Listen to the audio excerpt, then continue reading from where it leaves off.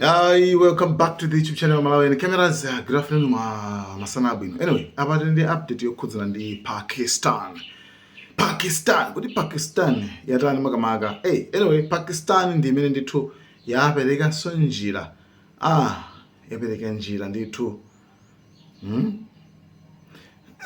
Njira yapantunda. Yonena kuti olo mafuta ndithu azidutsa unoko ndithu. Mafuta a Iran. So mene ngone kuti awatsekera ku nyanja uku koma kuntunda sopano kulipa. So kuphatikiza ndi mapaipi achi tinakamba kuti Iran isagula mapaipi ena ndi akalekale ndithu koma suti akwanirabe yayi. So Pakistan so yaperekaso ndithu njiraso inaso liya mutha chilichonse chofuna kulowa kutuluka ku Iran ndi kuti chizidutsira ndithu ku Pakistan.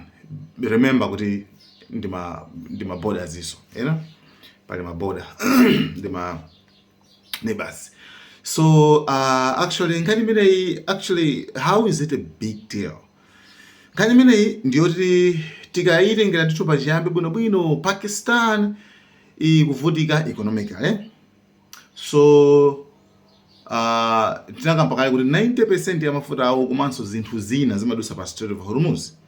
So Pakistan inaganizanso kuti apa panthu pakuyenera patsegulidwe koma ndipanga bwanji, since Pakistan nayonso ili ngatinso friend ndi America, Trump makamaka, Prime Minister Shehbaz, if I'm not mistaken. So iyeyo anakayankhula kuti ife chipo tipanga tikhala pakati wazokambirana zomwe mungakambiranezo. So Trump ndithu amagwirisa ntchito kwambiri Pakistan is doing good work, good job, or blah blah, something like that. So here's what happened exactly.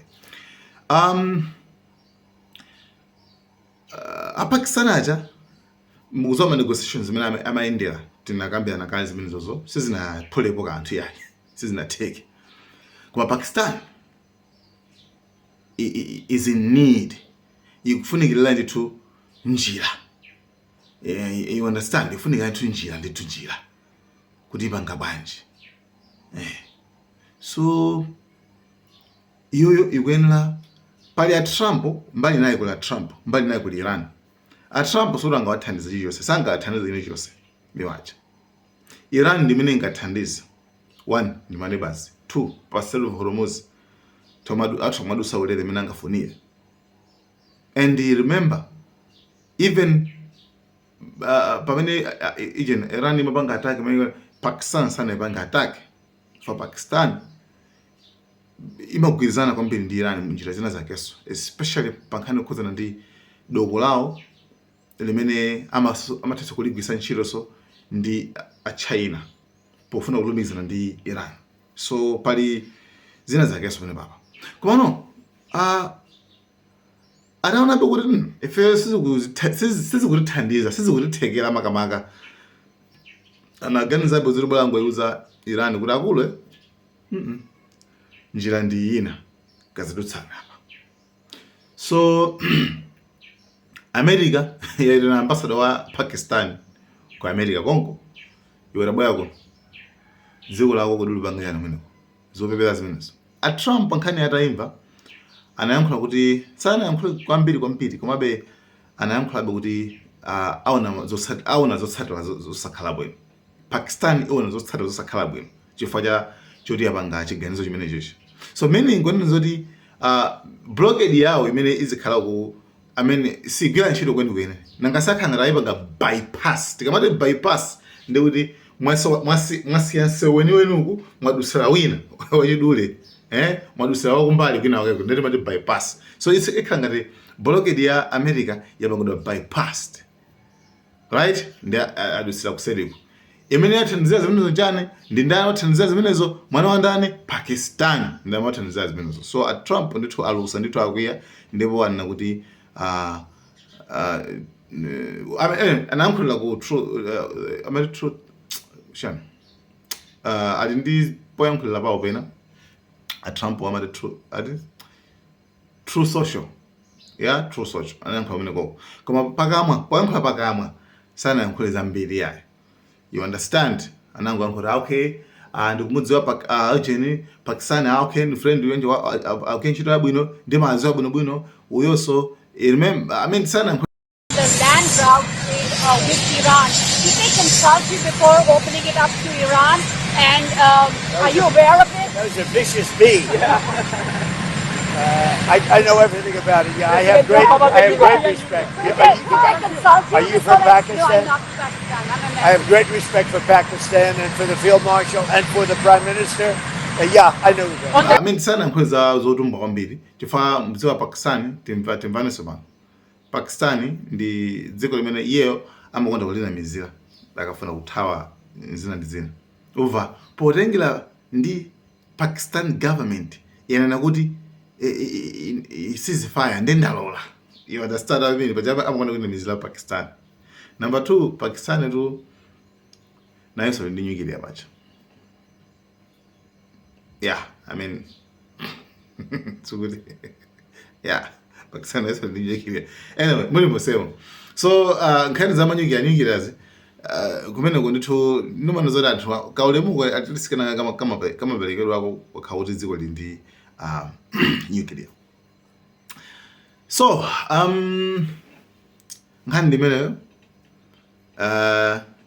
tiona zotsatira kuti zotsatira zikhala bwanji kumapeto kwake komano iyoyo makamaka Pakistan argument yake inalionena kuti okay UN inalengeza kuti ku Iran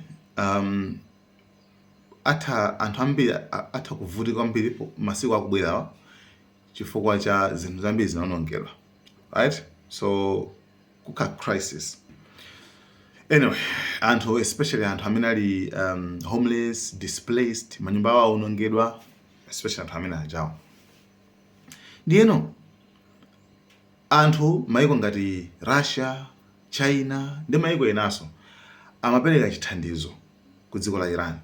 Koma chithandizo chipeni chimadutsa madzi America marani inalanda mankhwala remember inalanda mankhwala ship imene analanda poyamba Tuskegee manali mankhwala analanda.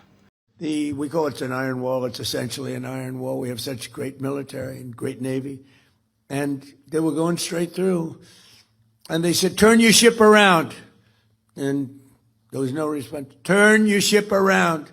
Evacuate your engine room immediately. And you see all these guys running out of there. Now, they're 5 miles away. And one shot into the engine room, blew up the engine room. The ship stopped. They used tugboats, and then we landed on top of it. On top of everything else, we then land on top of it, and we took over the ship. We took over the cargo, took over the oil. It's a very profitable business. Who would have thought we were doing that? We're like pirates. We're sort of like pirates. So Pakistan inaganiza no. Bola baba anthu atathandize. Modi bana ma truck at chonchi. Right? Ku border ya Pakistan. Ma truck at chonchi kulalo kuchen alo kudziko la Iran. So pano ba kuyuza ma truck so pano kulotsa mene mjamu sa kuyuza so madzi mocha. You see, so Pakistan argument yake mana kuti ifeli kumwathandiza kuti makamaka kumbali yakuza ndi aid chithandizo osati zina nzina yayi. Koma in reality kuyambira zida, kuyambira chani zose zikuma lowa kudzera ndithu ku Pakistan. So ma drone akuti America aonjezera kumapanga monitor ku Pakistan kumaona kuti kuli chitika nchani. So bola asa yambe sonkhondo kumene kupolisaso kumene faka ngoyamba kumene kupolisa kumene koko ndikuti ndi mbolaso inaso imene ma America sisamala kuti anthu kayavukufa kaputani sasamala zimenezo pamene nzawo at least anakuti ifeyo potengeraso ngati Pakistan poyankhula nakuti potengeraso pa umunthu ndi chipembedzo chathu chifukwa chataona zo ndasilamu anzathu ndesiri ngalo kuti azife ife njira ilipo yayi ndetatsegula njira iyi kuti wazalatu azadutsira. You see? Koma so njira iyi ndi yoti kumwaruka mafuta kumwalo yaso zinthuso. Nawo si Pakistan sikuti yangotsegulaso yayi komanso kumbali inaso 90% manena kuti pamadusa pa set of hormones pacha imene yatsekedwa ichi ndio kuti nawonso izidusa patipo izingodusa pompa ndikolowa mu dziko lawo free maulere mopanda so any disruption kumbandazira kuna kuli kose. So yeah, izo nkhani mbiri ndetiwonabe kutsogolo kuno koma Trump akuti sizokuwasangalatsa. Guys, thank you so much. Malawi and cameras.